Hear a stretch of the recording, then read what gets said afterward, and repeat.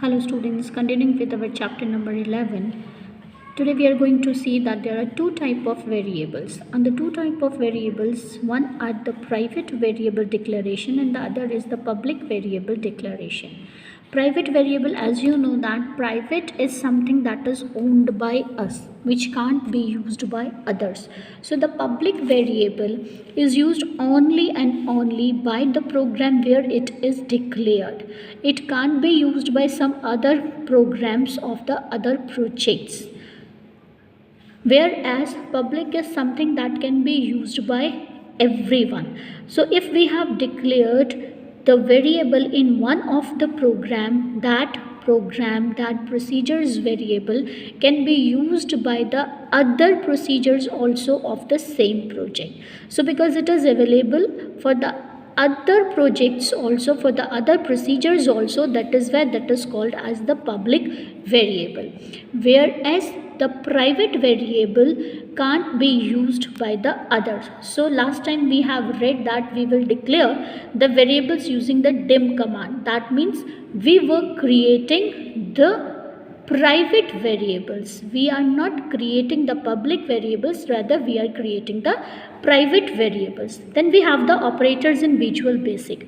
As we know that operators are used to perform the operations on the given codes, on the given values, on the given constants, on the given variables. So when we combine the variables, constant, literals using these operators, that becomes an expression. So we can make use of number of operators in the expression, and these operators are basically going to operate on these values. So let us see what are the different type of operators available for us. The first common type of operator that is available are the arithmetic operators. These arithmetic operators are going to do all the mathematical operations on the values.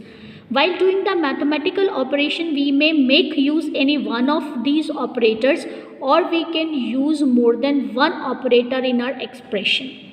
While we are using more than one operator in the expression, the calculation or the operation will be done according to the BODMAS rule. So we have the arithmetic operators of addition, subtraction, exponential. Exponential is something new. That is, exponential is used when you want to show something to the raised to the power of. Like here we are showing 4 raised to the power 2. So here we are going to write it like this: 4, symbol of exponential, and 2. This means 4 raised to the power 2, that means 16. Then we have the multiplication operator. As usual, it is for finding out the product of the numbers. Next we have the mod operator. This mod operator is used for the division. 40 mod 2, this means this is being divided. We have this division operator.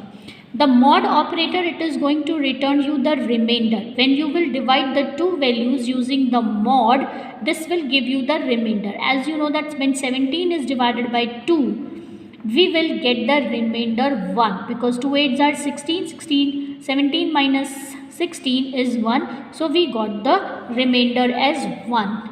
Then we have the long integer.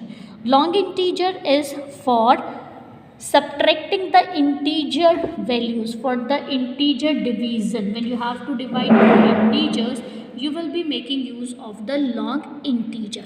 21 divided by 4, you get the answer is 5. Let us see the example over here. We have declared a variable dim y as integer. This y, dim y, that means this is a private. This is a private variable, and in that variable what are we going to do is, we are going to take it as y equals to 3 raised to the power 2 plus 4 minus 3 multiplied by 4. So here first this part raised to the power will take 3 raised to the power 2 is 9. So this becomes 9 plus 4 minus 3 multiplied by 4. Now we will apply the BODMAS. In the BODMAS, first we are going to follow the bracket. 4 minus 3 is 1. After BODMAS, we know off part is not there. Division part is not there. Now we will go for the multiplication. So 1 multiplied by 4 is 4. And here we had 9 and 9 minus 9 plus 4 is 13. So we got the answer as 13. Then similarly this example will go on as we did this following the BODMAS. Next we have the another type of operator, that is the relational operator. Relational operators are used when we have to compare two values. On comparing, we will get the answer is true or false. So that answer true or false is known as Boolean value. Either the answer will be true or false. First we have equal to. 3 equal to 6. We know it's not true, so the answer is false. This symbol is for not equals to.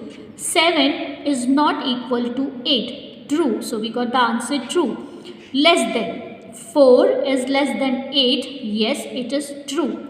Greater than. 8 is greater than 9. No, this is not, so false. Less than or equal to. Any one out of this. 7 is less than or equal to 2. Neither of the condition is true. Neither the 7 is less than 2 nor it is equal to 2. So we got the answer as false. Greater than equal to. Greater than or equal to, again any one condition can go on correct. So 2 is greater than or equal to 1. So this second condition is false. 2 is not equals to 1. But the first condition is true, that 2 is greater than 1. So we got the answer as true. So these are the relational operator. Next category we have the logical operators.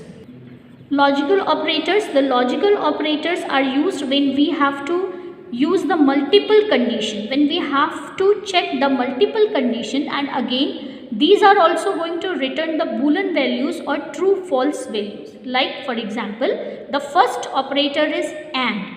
AND will give you the true expression only when both the conditions or more than two conditions which are being compared are correct.